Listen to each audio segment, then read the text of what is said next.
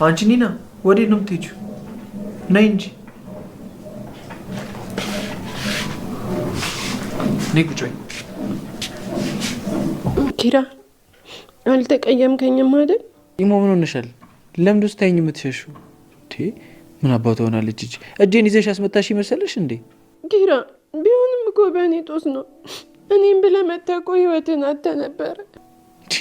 እኔ እኮ ግርም የሚለኝ ቢሆንስ እያሉ ራስ ማስጨነቅ ምንድን ነው? ቆይ በቃ አልሆነም አይደለ? ይሄን ያህል ራስሽን የምታስጨንቂው ለምንድን ነው? ኪራ እኮ ምንም ቢሆን አንዳንዴ ስታስበው እኮ በጣም ይከብዳል። አንዳንድ ነገሮች በቃ ራሴ ላይ ቢደርሱ ይሻለኝ ነበር። ይኸውልሽ ይሄ ምት አንቺ ጭንቅላት ላይ አርፎ ቢሆን ኖሮ ይሄን የራስሽን ስተሽ እንደ ድሮ ቴፕ መታ መታ እያደረግን ነበር የምናሰራሽ። ኪራ ደግሞ እንደዚህ ሆነ ትቀልዳለህ። ብቻ በተፈጠረው ነገር በጣም ስታለቅስ ነበረ። ለማንኛውም እንደዛ ስላልካት በጣም ደስ ብሎኛልሽ። አሁን ሾርባን ጠጣ በቃ። ታዲያ ለምን አንድ ማንኪያ ብቻ መጣሽ? ላንቺ ማንጭና ላወጣጣው ሞክራለሁ። እርግጠኛ ነኝ ካደረገው በኋላ በንዴት ጸጽቶት ነው ይሄንን ያደረገው። እህቴ የሚያሰቃ እባክህ ተወኝ። እባክሽን ኪያ እንኳን ሳልጠየቀው። አይ አሁን እንኳን ደህና ነው። የሚያስጨንቅ አይደለም፣ አትጨነቅ። አረ ነውማ በጣም የሚያስደነግጥ ዜና ነው የነገርከኝ።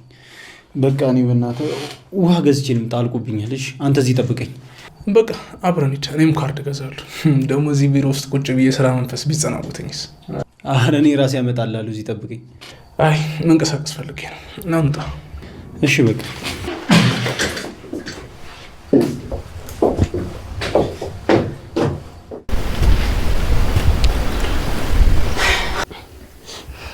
እኔ ግን በተፈጠረው ነገር በጣም ነው የከፋኝ። ደግሞ እኮ ከኔ አልፎ ሌላ ሰው እኔ እኮ በእድሜ ልጅ እሆናለሁ። ምን ነው አንቺ እድሜ ቁጥር አይደለም እንዴ? እንደ ዘመኑ ሴቶች ኪያ የሄኖክን ልብ ሰበረችው። ምክንያቱም ጓደኛዬን ያገትካት አንተ ነህ፣ ያገትክበት ቦታ ላይ ፈልግና አምጣት ብለዋለች። ምንም ያህል ግን አይወደኝም ብላ ብታስብ ጓደኛዬን አግቶ በጓደኛዬ ይደራደራል ብላ ግን ማሰብ አልነበረባትም። ጭራሽ በፊትም ጀምሮ ስላለው ፍቅር ይጠራጠር ነበረ። አሁን ላይ ደግሞ ሙሉ ለሙሉ እንደማትወደውና ለሱ ቦታ እንደሌላት ተረድቷል። እንግዲህ ኪራም አሁን ላይ በጣም አሪፍ ነው። ከኪያን ማነው ኪራና ጨበርዬ ነገሩን በመነጋገር ፈተውታል።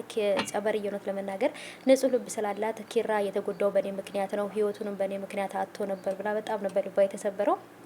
እናም እንግዲህ የተፈጠረው ነገር አይታችሁታል። ድጋሚ እኔ በደንብ እንትን አልልላችሁም ማለት ነው ውዶቼ።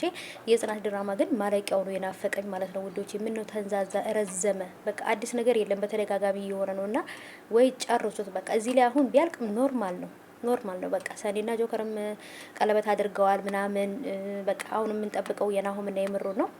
ጽናትና ኪራ ደግሞ ልጅ ይውለዱ በቃ። ወይ በቃ ጽናትና ኪራ ወለዱና አዲስ ነገር አምጡልን፣ በቤቢ እንሰራበታለን። እና ምን ነው ትንሽ በቃ ይደብራል አንዳንድ ጊዜ የተደጋገመ ነገር ሲኖርና ብቻ ግን የጽናት ድራማ እስከ ክፍል 300 እስከ 400 የሚሄድ መሰለኝ። የመጀመሪያው በኢትዮጵያ የመጀመሪያው ረጅም ድራማ ተብሎ ሊመዘገብ ነው። ሰምታችኋል። እና ብቻ ኪራዬ ያው በጨበርዬ ምክንያት ቢሆንም ግን ደግሞ ወንድምነቱንና ቤተሰባዊነቱን ነው ያሳወቀው። ስለዚህ መልካምነቱን ነው በዚህ ላይ ማወቅ የምንችለው ማለት ነው ውዶቼ።